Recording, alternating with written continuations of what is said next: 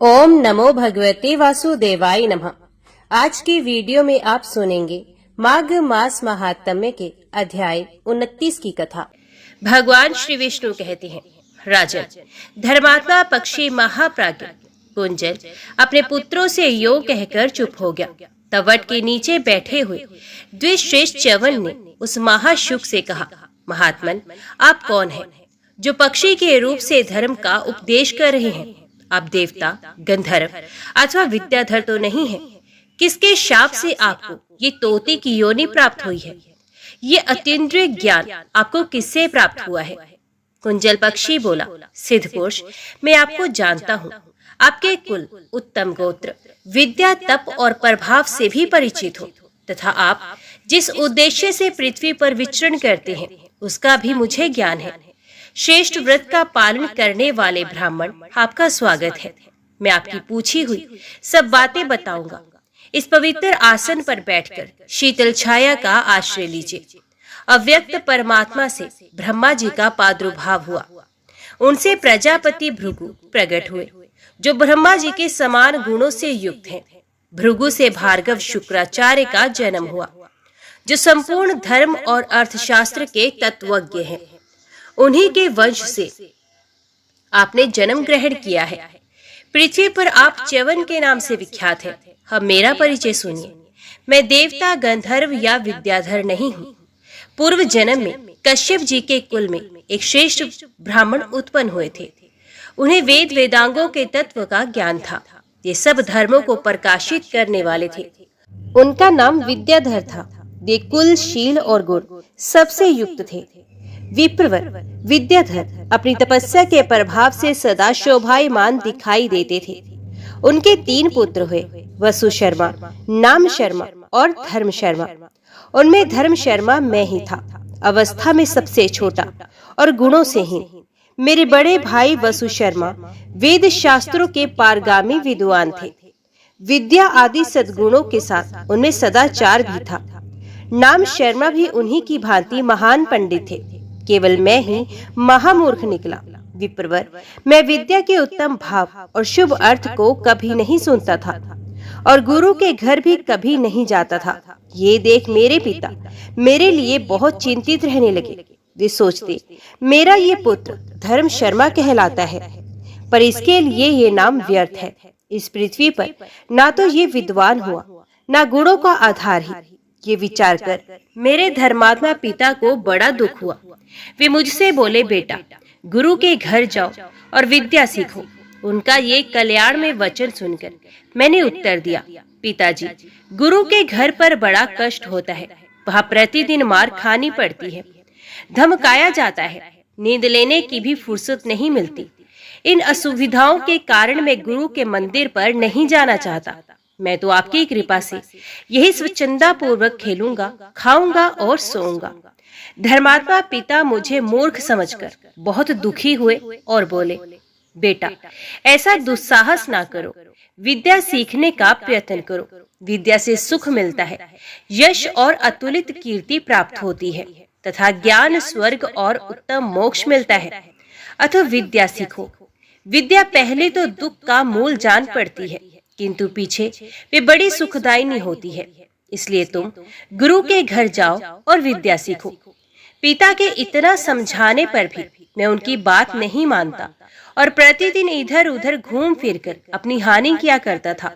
विप्रवर, मेरा बर्ताव देखकर लोगों ने मेरा बड़ा उपहास किया, मेरी बड़ी निंदा हुई। इससे मैं बहुत लज्जित हुआ। जान पड़ा ये लज्जा मेरे प्राण लेकर रहेगी। तब मैं विद्या पढ़ने को तैयार हुआ। अवस्था अधिक हो चुकी थी। सोचने लगा, किस गुरु के पास चलकर पढ़ाने के लिए प्रार्थना करूं। इस चिंता में पड़कर मैं दुख शोक से व्याकुल हो उठा। कैसे मुझे विद्या प्राप्त हो, किस प्रकार मैं गुणों को उपार्जन करूं, कैसे मुझे स्वर्ग मिले और किस तरह मैं मोक्ष प्राप्त करूं। यही सब सोचते विचारते मेरा बुढ़ापा आ गया। एक दिन की बात है, मैं बहुत दुखी होकर एक देवालय में बैठा था। वहां अकस्मात कोई सिद्ध महात्मा आए। मानो मेरे भाग्य ने ही उन्हें भेज दिया था। उनका कहीं आश्रय नहीं था। वे निराहार रहते थे, सदा आनंद में मगन और निस्सप्त रहते। प्राय एकांत में ही रहा करते थे। बड़े दयालु और जितेंद्रिय थे, पर ब्रह्म में लीन, ज्ञानी, ध्यानी और समाधिनिष्ठ थे। मैं उन परम बुद्धिमान ज्ञान स्वरूप महात्मा की शरण में गया और भक्ति से मस्तक झुका, उन्हें प्रणाम करके उनके सामने खड़ा हो गया। मैं दीनता की साक्षात मूर्ति और मंदभागी था। महात्मा ने मुझसे पूछा, ब्राह्मण, तुम इतने शोक मगन कैसे हो रहे हो, किस अभिप्राय से इतना दुख भोगते हो? मैंने अपनी मूर्खता का सारा पूर्व वृत्तांत उनसे कह सुनाया और निवेदन किया। मुझे सर्वज्ञता कैसे प्राप्त हो, इसके लिए मैं दुखी हूँ। अब आप ही मुझे आश्रय देने वाले हैं। सिद्ध महात्मा ने कहा, ब्राह्मण सुनो, मैं तुम्हारे सामने ज्ञान के स्वरूप का वर्णन करता हूँ। ज्ञान का कोई आकार नहीं, ज्ञान परमात्मा का स्वरूप है। वे सदा सबको जानता है, इसलिए सर्वज्ञ है। माया मोहित मूढ़ पुरुष उसे नहीं प्राप्त कर सकते। ज्ञान भगवत तत्व के चिंतन से उद्दीप्त होता है, उसकी कहीं भी तुलना नहीं है। ज्ञान से ही परमात्मा के स्वरूप का साक्षात्कार होता है। चंद्रमा और सूर्य आदि के प्रकाश से उसका दर्शन नहीं किया जा सकता। ज्ञान के न हाथ है, न पैर, न नेत्र है, न कान, फिर भी वे सर्वत्र गतिशील है, सबको ग्रहण करता और देखता है, सबको सूंघता तथा सबकी बातें सुनता है। स्वर्ग, भूमि और पाताल तीनों लोकों में प्रत्येक स्थान पर वे व्यापक देखा जाता है। जिनकी बुद्धि दूषित है वे उसे नहीं जानते। ज्ञान सदा प्राणियों के हृदय में स्थित होकर काम आदि महाभोगों तथा महामोह आदि सब दोषों को विवेक की आग से दग्ध करता है। अतः पूर्ण शांति में होकर इंद्रियों के विषय का मर्दन, उनकी आसक्ति का नाश करना चाहिए। इसे समस्त तात्विक अर्थों का साक्षात्कार कराने वाला ज्ञान प्रकट होता है। ये शांति मूलक ज्ञान निर्मल तथा पापनाशक है, इसलिए तुम शांति धारण करो। वे सब प्रकार के सुखों को बढ़ाने वाली है। शत्रु और मित्र में समान भाव रखो। तुम अपने प्रति जैसा भाव रखते हो वैसा ही दूसरों के प्रति भी बनाए रहो। सदा नियम पूर्वक रहकर आहार पर विजय प्राप्त करो। इंद्रियों को जीतो, किसी से मित्रता न जोड़ो, वैर का भी दूर से ही त्याग करो। निस्संग और निस्सप्रेह होकर एकांत स्थान में रहो। इससे तुम सबको प्रकाश देने वाली ज्ञानी सर्वदर्शी बन जाओगे। बेटा, उस स्थिति में पहुंचने पर तुम मेरी कृपा से एक ही स्थान पर बैठे बैठे तीनों लोकों में होने वाली बातों को जान लोगे, इसमें तनिक भी संदेह नहीं। विप्रवर, उन सिद्ध महात्मा ने ही मेरे सामने ज्ञान का रूप प्रकाशित किया था। उनकी आज्ञा में स्थित होकर मैं पूर्वोक्त भावना का ही चिंतन करने लगा। इससे सद्गुरु की कृपा हुई, जिसे एक ही स्थान में रहकर मैं त्रिभुवन में जो कुछ हो रहा है सबको जानता हूँ। च्यवन ने पूछा, खगश्रेष्ठ, आप तो ज्ञानवानों में श्रेष्ठ हैं, फिर आपको ये तोते की योनि कैसे प्राप्त हुई? कुंजल ने कहा, ब्राह्मण, संसर्ग से पाप और संसर्ग से ही पुण्य होता है। अतः शुद्ध आचार विचार वाले कल्याण में पुरुष को कुसंग का त्याग कर देना चाहिए। एक दिन कोई पापी व्याध एक तोते के बच्चे को बांधकर उसे बेचने के लिए आया। ये बच्चा देखने में बड़ा सुंदर और मीठी बोली बोलने वाला था। एक ब्राह्मण ने उसे खरीद लिया और मेरी प्रसन्नता के लिए उसको मुझे दे दिया। मैं प्रतिदिन ज्ञान और ध्यान में स्थित रहता था। उस समय वे तोते का बच्चा बाल स्वभाव के कारण कौतूहलवश मेरे हाथ पर आ बैठता और बोलने लगता, तात, मेरे पास आओ, बैठो, स्नान के लिए जाओ और अब देवताओं का पूजन करो। इस तरह की मीठी मीठी बातें वे मुझसे कहा करता था। उसके वाग विनोद में पड़कर मेरा सारा उत्तम ज्ञान चला गया। एक दिन मैं फूल और फल लाने के लिए वन में गया था। इसी बीच में एक बिलाव आकर तोते को उठा ले गया। ये दुर्घटना मुझे केवल दुख देने का कारण हुई। बिलाव उस पक्षी को मारकर खा गया। इस प्रकार उस तोते की मृत्यु सुनकर मुझे बड़ा दुख हुआ। असहनीय शोक के कारण अत्यंत पीड़ा होने लगी। मैं महान मोहजाल में बंद कर उसके लिए प्रलाप करने लगा। सिद्ध महात्मा ने जिस ज्ञान का उपदेश दिया था उसकी याद जाती रही। तब तो मीठे वचन बोलने वाले उस तोते को तथा उसके ज्ञान को याद करके मैं हाय वत्स कहकर प्रतिदिन विलाप करने लगा। इस प्रकार विलाप करता हुआ मैं शोक से अत्यंत पीड़ित हो गया। अंततः उसी दुख से मेरी मृत्यु हो गई। उसी की भावना से मोहित होकर मुझे प्राण त्यागना पड़ा। द्विश्रेष्ठ, मृत्यु के समय मेरा जैसा भाव था, जैसी बुद्धि थी, उसी भाव और बुद्धि के अनुसार मेरा तोते की योनि में जन्म हुआ, परंतु मुझे जो गर्भवास प्राप्त हुआ वे मेरे ज्ञान और स्मरण शक्ति को जागृत करने वाला था। गर्भ में स्वयं ही मुझे अपने पूर्व कर्म का स्मरण हो आया। मैंने सोचा, ओह, मुझ मूर्ख अजितेंद्र तथा पापी ने ये क्या कर डाला। फिर गुरुदेव के अनुग्रह से मुझे उत्तम ज्ञान प्राप्त हुआ। फिर उनके वाक्य रूपी स्वच्छ जल से मेरे शरीर के भीतर और बाहर का सारा मल धुल गया। मेरा अंतकरण निर्मल हो गया। पूर्व जन्म में मृत्यु काल उपस्थित होने पर मैंने तोते का ही चिंतन किया और उसी की भावना से भावित होकर मैंने मृत्यु को ही प्राप्त किया। यही कारण है कि मुझे पृथ्वी पर तोते के रूप में पुनः जन्म लेना पड़ा। मृत्यु के समय प्राणियों का जैसा भाव रहता है वे वैसे ही जीव के रूप में उत्पन्न होते हैं। उनका शरीर, प्राकर्म, गुण और स्वरूप सब उसी तरह से होते हैं। वे भाव स्वरूप होकर ही जन्म लेते हैं। महामते, इस तोते के शरीर में मुझे अतुलित ज्ञान प्राप्त हुआ है, जिसके प्रभाव से मैं भूत, भविष्य और वर्तमान तीनों कालों को प्रत्यक्ष देखता हूँ। यहाँ रहकर भी उसी ज्ञान के प्रभाव से मुझे सब कुछ ज्ञात हो जाता है। विप्रवर, संसार में भटकने वाले मनुष्यों को तारने के लिए गुरु के समान बंधन नाशक तीर्थ दूसरा कोई नहीं। भूतल पर प्रकट हुए जल से बाहर का ही सारा मल नष्ट होता है, किंतु गुरु रूपी तीर्थ जन्म जन्मांतर के पापों का भी नाश कर डालता है। संसार में जीवों का उद्धार करने के लिए गुरु चलता फिरता उत्तम तीर्थ है। भगवान श्री विष्णु कहते हैं, राजन, वे परम ज्ञानी शुक महात्मा च्यवन को इस प्रकार तत्व ज्ञान का उपदेश देकर चुप हो गया। ये सब परम उत्तम जंगम तीर्थ की महिमा का वर्णन किया गया है। राजन, तुम्हारा कल्याण हो। तुम्हारे मन में जो इच्छा हो उसे वर के रूप में मांग लो। वेन ने कहा, जनार्दन, मुझे राज्य पाने की अभिलाषा नहीं है। मैं दूसरी कोई वस्तु भी नहीं चाहता, केवल आपके शरीर में प्रवेश करना चाहता हूँ। भगवान श्री विष्णु बोले, राजन, तुम अश्वमेध और राजस्व यज्ञ के द्वारा मेरा यजन करो।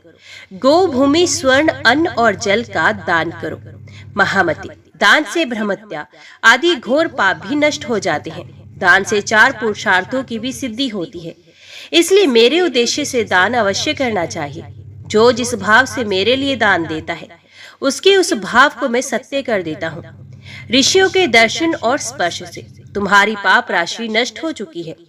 यज्ञों के अंत में तुम निश्चय ही मेरे शरीर में आ मिलोगे।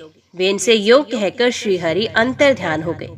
उनके अदृश्य हो जाने पर राजा वेन बड़े हर्ष के साथ घर आए और कुछ सोच विचार कर अपने पुत्र पृथु को निकट बुलाकर मधुरवाणी में बोले, बेटा, तुम वास्तव में पुत्र हो। तुमने इस भूलोक में बहुत बड़े पातक से मेरा उद्धार कर दिया, मेरे वंश को उज्जवल बना दिया।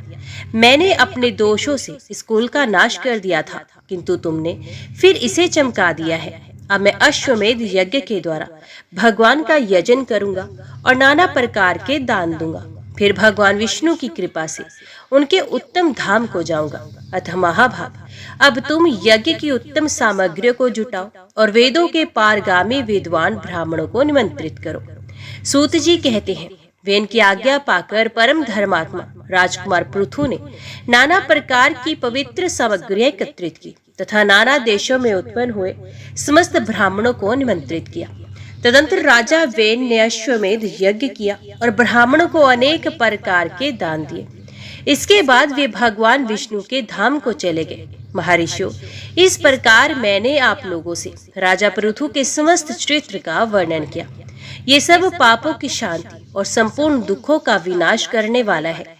धर्मात्मा राजा पृथु ने इस प्रकार पृथ्वी का राज्य किया और तीनों लोकों सहित भूमंडल की रक्षा की। उन्होंने पुण्य धर्म में कर्मों के द्वारा समस्त प्रजा का मनोरंजन किया। ये मैंने आप लोगों से परम उत्तम भूमिखंड का वर्णन किया है। पहला सृष्टि खंड है और दूसरा भूमिखंड। अब भूमिखंड के महात्म्य का वर्णन आरंभ करता हूँ। जो श्रेष्ठ मनुष्य खंड के एक श्लोक का भी श्रवण करता है उसके एक दिन का पाप नष्ट हो जाता है। जो श्रेष्ठ बुद्धि से युक्त होकर पुरुष इसके एक अध्याय को सुनता है उसे पर्व के अवसर पर ब्राह्मणों को 1000 गोदान देने का फल मिलता है। जो इस पुराण का प्रतिदिन पाठ करता है उस पर कलयुग में कई विघ्नों का आक्रमण नहीं होगा। ब्राह्मणों, अश्वमेध यज्ञ को जो फल बताया गया है, इस पुराण के पाठ से उसी फल की प्राप्ति होती है। पुण्य में अश्वमेध यज्ञ कलयुग में नहीं होता, तो उस समय ये पुराण भी अश्वमेध यज्ञ के समान फल देने वाला है। कलयुग में मनुष्य प्राय पापी होते हैं, अतः उन्हें नरक के समुद्र में गिरना पड़ता है। इसलिए उनको चाहिए कि धर्म, अर्थ, काम और मोक्ष, इन चारों पुरुषार्थों के साधक इस पुण्य में पुराण का श्रवण करे। जिसने पुण्य के साधनभूत इस पुराण का श्रवण किया, उसने चतुर्वर्ग के समस्त साधनों को सिद्ध कर लिया। इसका श्रवण करने वाले मनुष्य के ऊपर कभी भारी विघ्न का आक्रमण नहीं होता। धर्मपरायण पुरुषों को पूरी पुराण संहिता का श्रवण करना चाहिए। इससे धर्म, अर्थ, काम और मोक्ष की भी सिद्धि होती है। भूमिखंड का श्रवण करके मनुष्य सब पापों से मुक्त हो जाता है तथा रोग, दुख और शत्रुओं के भय से भी छुटकारा पाकर सदा सुख का अनुभव करता है। इस पुराण का पहला, दूसरा, तीसरा, चौथा और पांचवा सब पापों का नाश करने वाला है। ये उत्तरखंड है। ब्राह्मणों, इन पांचों खंडों को सुनने का अवसर बड़े भाग्य से प्राप्त होता है। सुनने पर ये मोक्ष प्रदान करते हैं, इसमें तनिक भी संदेह नहीं। एक बार माता पार्वती ने भगवान महादेव से पूछा, भगवान, आप सब तत्वों के ज्ञाता हैं। आपकी कृपा से मुझे भगवान श्री विष्णु संबंधी नाना प्रकार के धर्म सुनने को मिले, जो समस्त लोक का उद्धार करने वाले हैं। देवेश, अब मैं गीता का महात्म्य सुनना चाहती हूँ, जिसका श्रवण करने से श्री हरि में भक्ति बढ़ती है। श्री महादेव जी ने बोला, जिनका श्री विग्रह अलसी के फूल की भांति श्याम वर्ण का है, पक्षीराज गरुड़ ही जिनके वाहन है, जो अपनी महिमा से कभी च्युत नहीं होते तथा शेषनाग की शैया पर शयन करते हैं, उन भगवान महाविष्णु की हम उपासना करते हैं। एक समय की बात है, मूढ़ दैत्य के नाशक भगवान श्री विष्णु शेषनाग के रमणीय आसन पर सुखपूर्वक विराजमान थे। उस समय समस्त लोगों को आनंद देने वाली भगवती लक्ष्मी ने आदर पूर्वक प्रश्न किया, भगवान, आप संपूर्ण जगत का पालन करते हुए भी अपने ऐश्वर्य के प्रति उदासीन से होकर जिस क्षीर सागर में नींद ले रहे हैं, इसका क्या कारण है?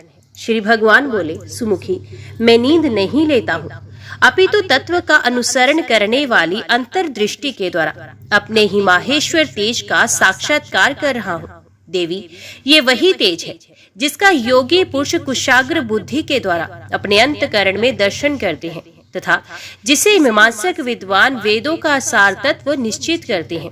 ये माहेश्वर तेज एक अजर प्रकाश स्वरूप, आत्म रूप, रोग शोक से रहित, अखंड आनंद का पुंज, निरहित तथा द्वैत रहित है। इस जगत का जीवन उसी के अधीन है, मैं उसी का अनुभव करता हूँ। देवेश्वरी, यही कारण है कि मैं तुम्हें नींद लेता सा प्रतीत हो रहा हूँ। श्री लक्ष्मी ने कहा, ऋषिकेश, आप ही योगी पुरुषों के ध्येय हैं। आपके अतिरिक्त भी कोई ध्यान करने योग्य तत्व है, ये जानकर मुझे बड़ा कौतूहल हो रहा है। इस चराचर जगत की सृष्टि और संहार करने वाले स्वयं आप ही हैं। आप सर्व समर्थ हैं। इस प्रकार की स्थिति में होकर भी यदि आप उस परम तत्व से भिन्न हैं, तो मुझे उसका बोध कराइए।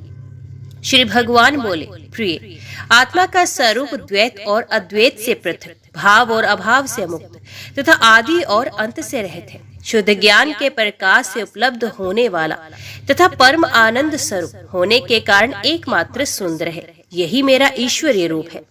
आत्मा का एक तत्व ही सबके द्वारा जानने योग्य है। गीता शास्त्र में इसका प्रतिपादन हुआ है। अमित तेजस्वी भगवान श्री विष्णु के ये वचन सुनकर लक्ष्मी देवी ने शंका उपस्थित करते हुए कहा, भगवान, यदि आपका स्वरूप स्वयं परम आनंदमय और मन वाणी की पहुंच के बाहर है, तो गीता कैसे उसका बोध कराती है? मेरे संदेह का आप निवारण कीजिए। श्री भगवान बोले, सुंदरी सुनो, मैं गीता में अपनी स्थिति का वर्णन करता हूँ। 5 अध्यायों को तुम 5 मुख जानो, 10 अध्यायों को तुम 10 भुजाएं तथा 1 अध्याय को उदर और 2 अध्यायों को दोनों चरण कमल जानो। इस प्रकार ये 18 अध्यायों की वायंग में ईश्वरी मूर्ति ही समझनी चाहिए। ये ज्ञान मात्र से ही महान पातकों का नाश करने वाली है। जो उत्तम बुद्धि वाला पुरुष गीता के 1 या आधे अध्याय का या अथवा 1 आधे या चौथाई श्लोक का भी प्रतिदिन अभ्यास करता है, ये सुशर्मा के समान मुक्त हो जाता है। श्री लक्ष्मी जी ने पूछा, देव, ये सुशर्मा कौन था, किस जाति का था और किस कारण से उसकी मुक्ति हुई? श्री भगवान बोले, प्रिय, सुशर्मा बड़ी खोटी बुद्धि का मनुष्य था। पापियों का तो वे शिरोमणि ही था। उसका जन्म वैदिक ज्ञान से शून्य एवं क्रूरतापूर्ण कर्म करने वाले ब्राह्मणों के कुल में हुआ था। वे न ध्यान करता था, न जप करता था, न होम करता था, न अतिथियों का सत्कार। वे लंपट होने के कारण सदा विषयों के सेवन में ही आसक्त रहता था। हल जोतता और पत्ते बेचकर जीविका चलाता था। उसे मदिरा पीने का व्यसन था तथा वे मांस भी खाया करता था। इस प्रकार उसने अपने जीवन का दीर्घ काल व्यतीत कर दिया। एक दिन मूढ़ बुद्धि सुशर्मा पत्ते लाने के लिए किसी ऋषि की वाटिका में घूम रहा था। इसी बीच में काल रूपधारी काले सांप ने उसे डस लिया। सुशर्मा की मृत्यु हो गई। तदंतर वे अनेक नरकों में जा वहां की यातनाएं भोगकर मृत्यु लोक में लौट आया और यहाँ बोझ ढोने वाला बैल हुआ। उस समय किसी पंगु ने अपने जीवन को आराम से व्यतीत करने के लिए उसे खरीद लिया। बैल ने अपनी पीठ पर पंगु का भार ढोते हुए बड़े कष्ट से 7-8 वर्ष व्यतीत किए। एक दिन पंगु ने किसी ऊंचे स्थान पर बहुत देर तक बड़ी तेजी के साथ उस बैल को घुमाया। इससे वे थक कर बड़े वेग से पृथ्वी पर गिरा और मूर्छित हो गया। उस समय वहां कौतूहलवश आकृष्ट हो बहुत से लोग एकत्रित हो गए। उस जन समुदायों में से किसी पुण्यात्मा व्यक्ति ने उस बैल का कल्याण करने के लिए उसे अपना पुण्य दान किया। तत्पश्चात कुछ दूसरे लोगों ने भी अपने अपने पुण्य को याद करके उन्हें उसके लिए दान किया। उस भीड़ में एक वैश्या भी खड़ी थी। उसे अपने पुण्य का पता नहीं था, तो भी उसने लोगों की देखा देखी उस बैल के लिए कुछ त्याग किया। तदंतर यमराज के दूत उस मरे हुए प्राणी को पहले यमपुरी में ले गए। वहां ये विचार कर कि वैश्य के दिए हुए पुण्य से पुण्यवान हो गया है, उसे छोड़ दिया गया। फिर वे भूलोक में आकर उत्तम कुल और शील वाले ब्राह्मणों के घर में उत्पन्न हुआ। उस समय भी उसे अपने पूर्व जन्म की बातों का स्मरण बना रहा।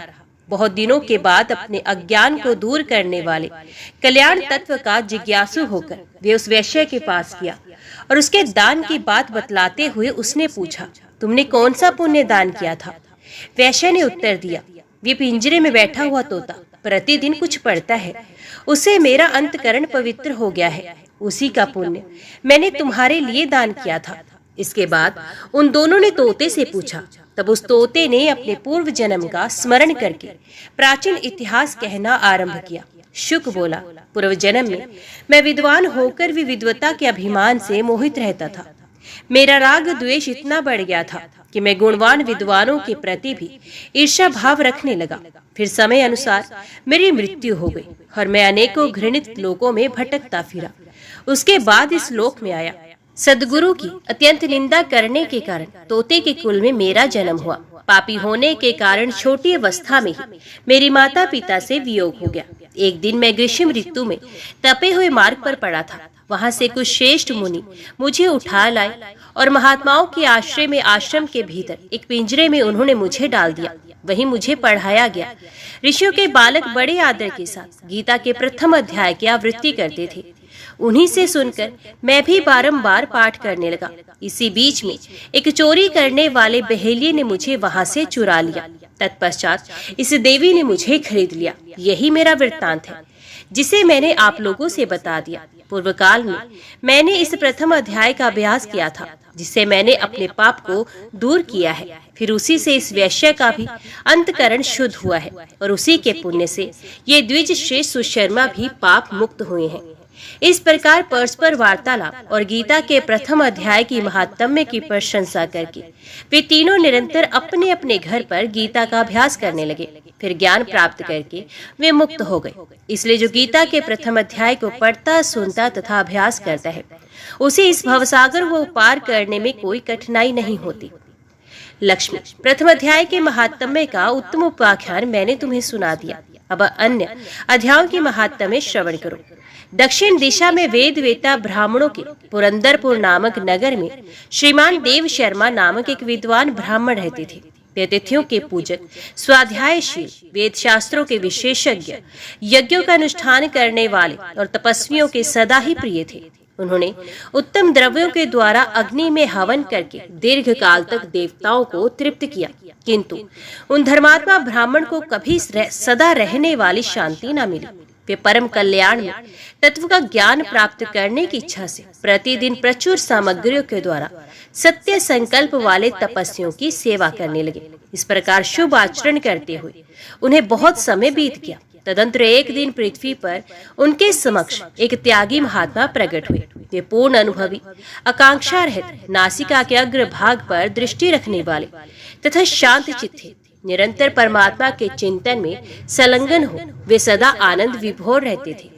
देव शर्मा ने उन नित्य संतुष्ट तपस्वी को शुद्ध भाव से प्रणाम किया और पूछा, महात्मा, मुझे शांति में स्थिति कैसे प्राप्त होगी? तब उन आत्म ज्ञानी संत ने देव शर्मा को सोपुर ग्राम के निवासी मित्रवान का, जो बकरियों का चरवाहा था, परिचय दिया और कहा वही तुम्हें उपदेश देगा। ये सुनकर देव शर्मा ने महात्मा के चरणों की वंदना की और समृद्धिशाली सोपुर ग्राम में पहुंचकर उसके उत्तर भाग में एक विशाल वन देखा। उसी वन में नदी के किनारे एक शिला पर मित्रवान बैठा था। उसके नेत्र आनंद तिरेक से निश्चल हो रहे थे। वे अपलक दृष्टि से देख रहा था। वे स्थान आपस का स्वाभाविक वैर छोड़कर एकत्रित हुए परस्पर विरोधी जंतुओं से घिरा था।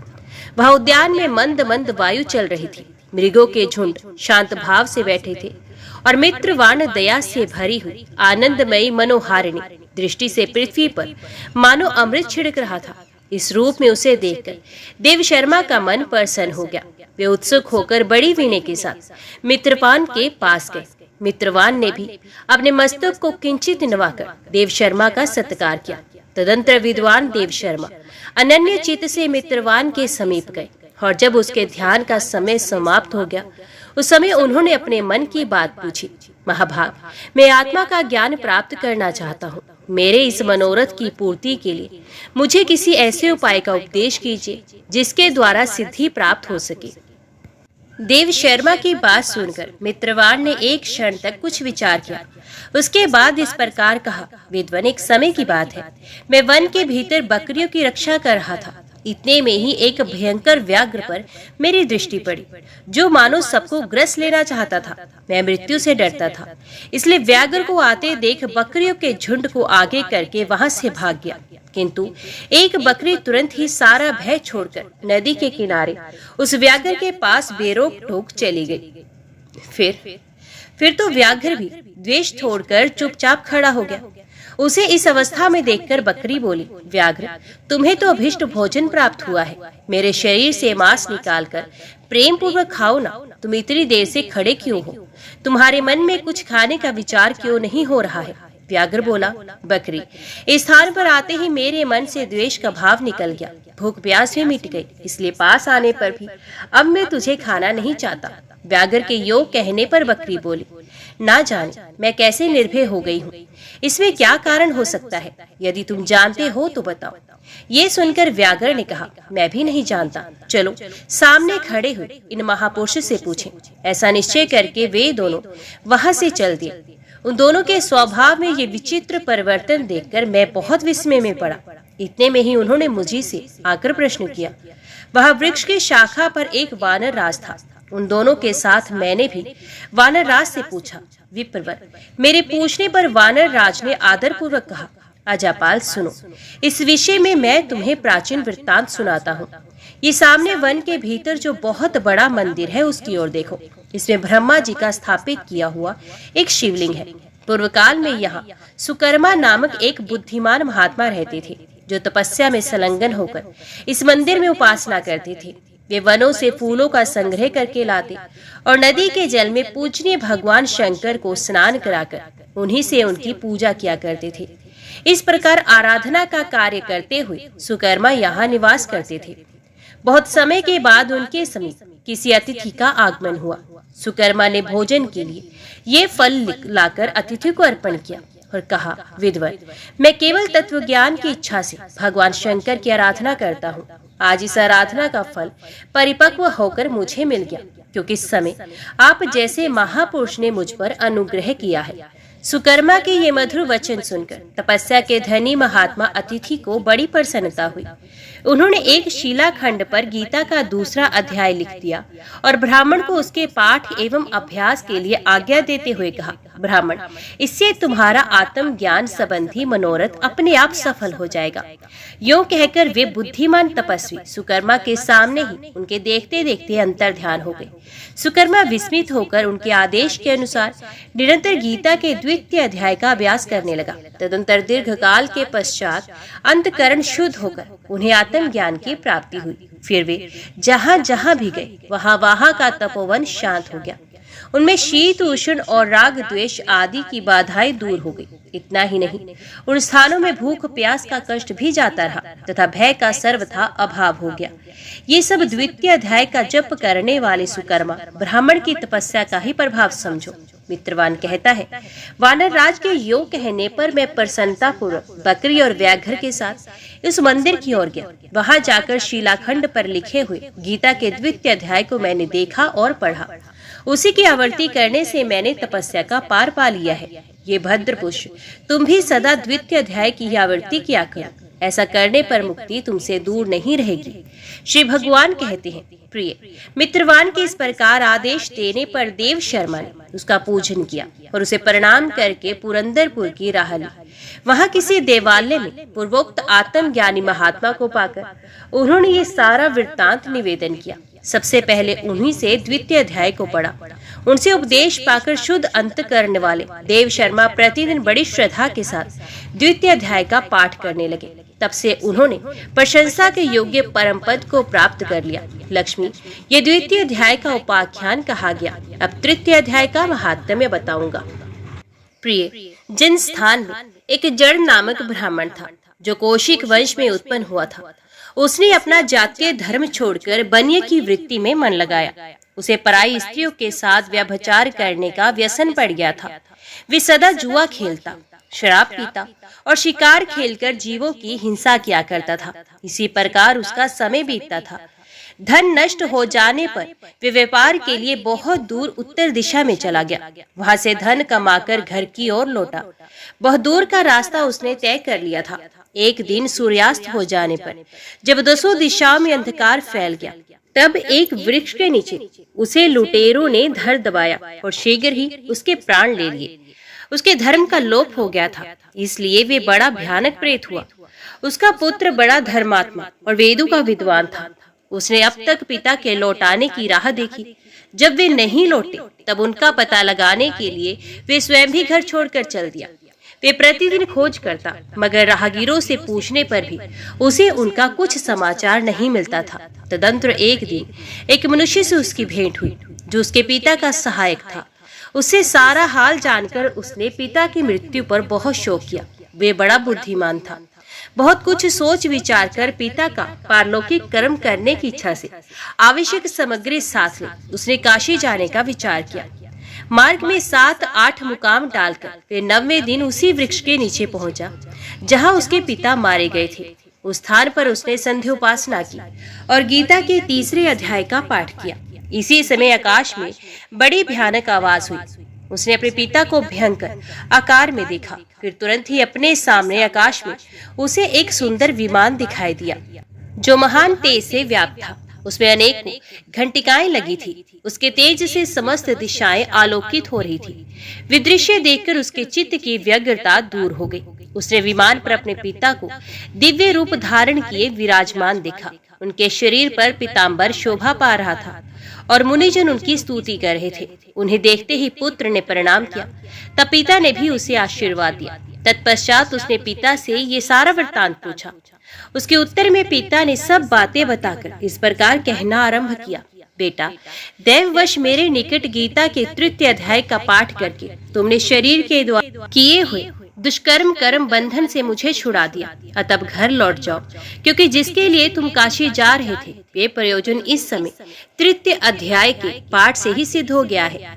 पिता के योग कहने पर पुत्र ने पूछा, तात, मेरे हित का उपदेश दीजिए तथा और कोई कार्य जो मेरे लिए करने योग्य हो बताइए। तब पिता ने उससे कहा, अनक, तुम्हें यही कार्य फिर करना है। मैंने जो कर्म किया है वही मेरे भाई ने भी किया था। इसे विघोर नरक में पड़े हैं, उनका भी तुम्हें उद्धार करना चाहिए तथा मेरे कुल के और भी जितने लोग नरक में पड़े हैं उन सबका भी तुम्हारे द्वारा उद्धार हो जाना चाहिए।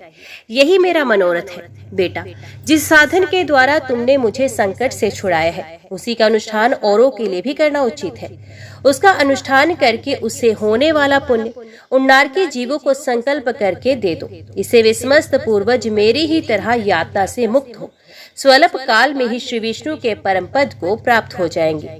पिता का ये संदेश सुनकर पुत्र ने कहा, तात, यदि ऐसी बात है और आपकी भी ऐसी ही रुचि है तो मैं समस्त नारकी जीवों का नरक से उद्धार कर दूंगा।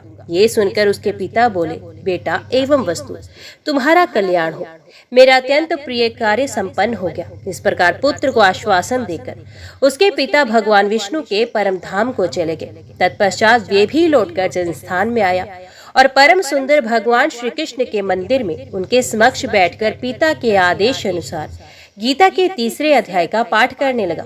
उसने नारकी जीवों का उद्धार करने की इच्छा से गीता पाठ जनित सारा पुण्य संकल्प करके दे दिया।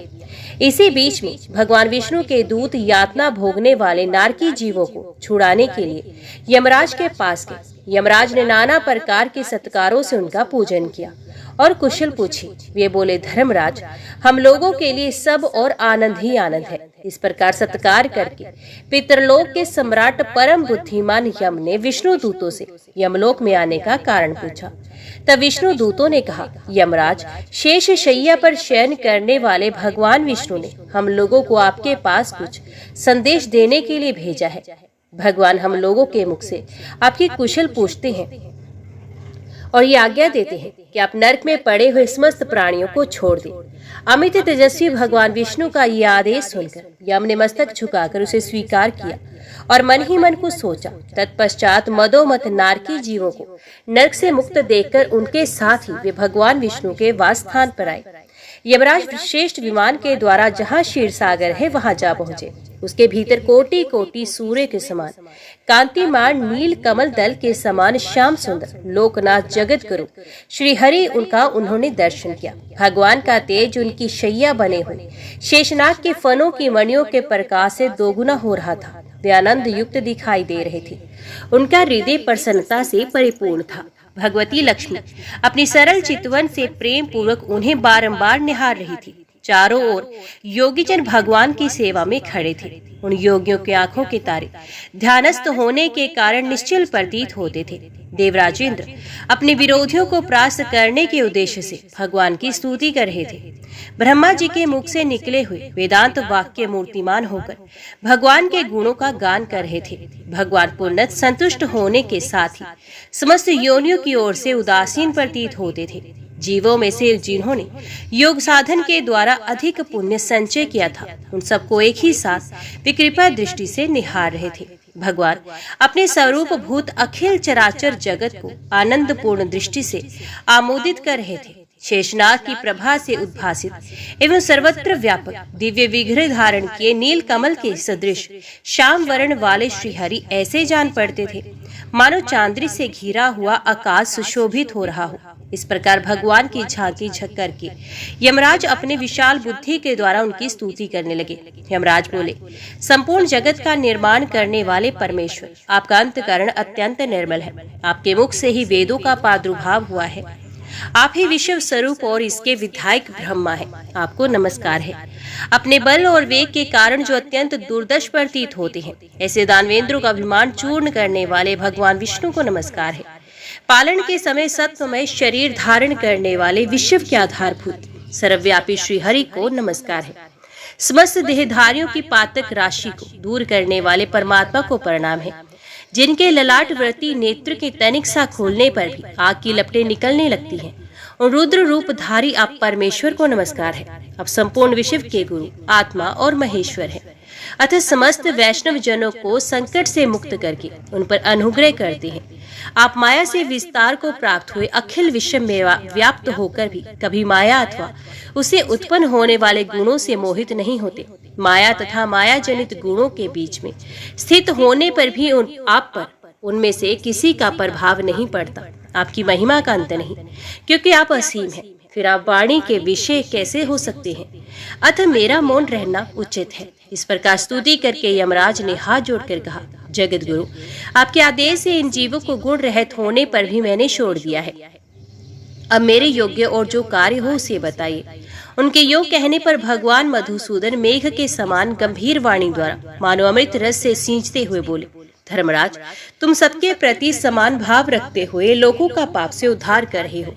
तुम पर देहधारियों का भार रखकर मैं निश्चिंत हूँ। अतः तुम अपना काम करो और अपने लोक को लौट जाओ। यूं कहकर भगवान अंतर ध्यान हो गए। यमराज भी अपनी पुरी को लौट आए तथा वे ब्राह्मण अपनी जाति के और समस्त नारकी जीवों का नरक से उद्धार करके स्वयं भी श्रेष्ठ विमान द्वारा श्री विष्णु धाम को चला गया। प्रिय, अब मैं चौथे अध्याय का महात्म्य बताता हूँ, सुनो। भागीरथी के तट पर वाराणसी नाम की एक पुरी है। वहाँ विश्वनाथ जी के मंदिर में भरत नाम के एक योगनिष्ठ महात्मा रहते थे, जो प्रतिदिन आत्म चिंतन में तत्पर हो आदर पूर्वक गीता के चतुर्थ अध्याय का पाठ किया करते थे। उसके अभ्यास से उनका अंतकरण निर्मल हो गया था। वे शीत उष्ण आदि द्वंद्वों से कभी व्यथित नहीं होते थे। एक समय की बात है, वे तपोधन नगर की सीमा में स्थित देवताओं का दर्शन करने की इच्छा से भ्रमण करते हुए नगर से बाहर निकल गए। वहां बेर के 2 वृक्ष थे। उन्हीं की जड़ में वे विश्राम करने लगे। एक वृक्ष की जड़ में उन्होंने अपना मस्तक रखा था और दूसरे वृक्ष के मूल में उनका एक पैर टिका हुआ था।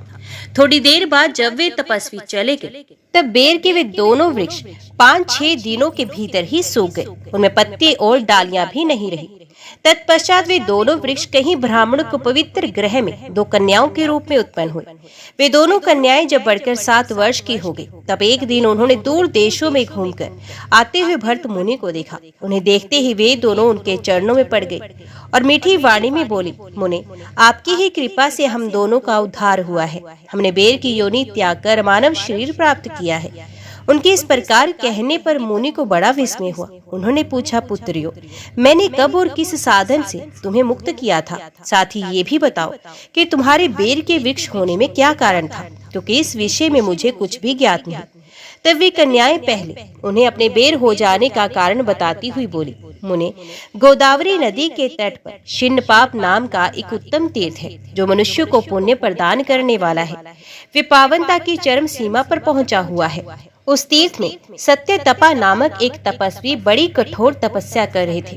वे ग्रीष्म ऋतु में प्रज्वलित अग्नियों के बीच में बैठते थे।